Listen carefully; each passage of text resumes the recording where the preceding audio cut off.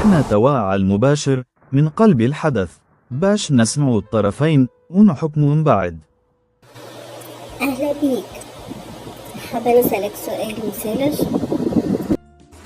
هاي تفضل، على ما نعلم. علاش تقولوا على المرأة زرقاء وثعلب؟ بالأخص بنت بلادكم. يا أخي الزرقاء والثعلب مش هي بيدها اللي ولدت وبكلت وشربت وهزت على كتفها سنين وسنين؟ مش هي أختك وبنتك ومرتك؟ انتي ليه عاد هني تغلط على الاخر؟ قولوها على نوعية معينة من النساء يا اخي، صويب عيدك ما همش قد فما نساء طماعة تعشق الفلوس والمظاهر. علاش؟ انت ما تعشقش الفلوس والمظاهر؟ اي نعشقها خاطر قيمتي كراجل في فلوسي وبرستيجي.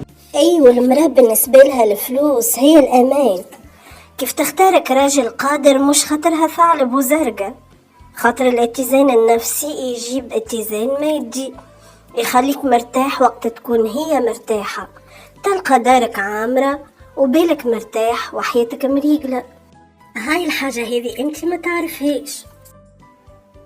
انتي يا بنتي تحكي هكا خاطرك نظيفة ونعرفك ملي انتي صغيرة. انا نحكي لك على بناتي يفكولك عالشيك ويضحكوا عليك. يا اخي فما بنات نظيفة وبنات مش نظيفة.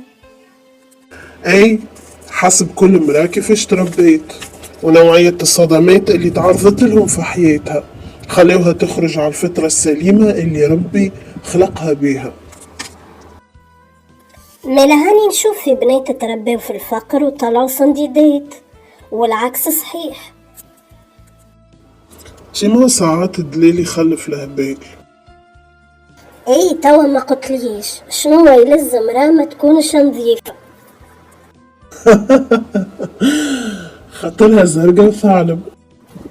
توا باش ترجعني لزرقا وثعلب؟ انت ما قلتلك عيبة تقولها على مرأة مهما كانت؟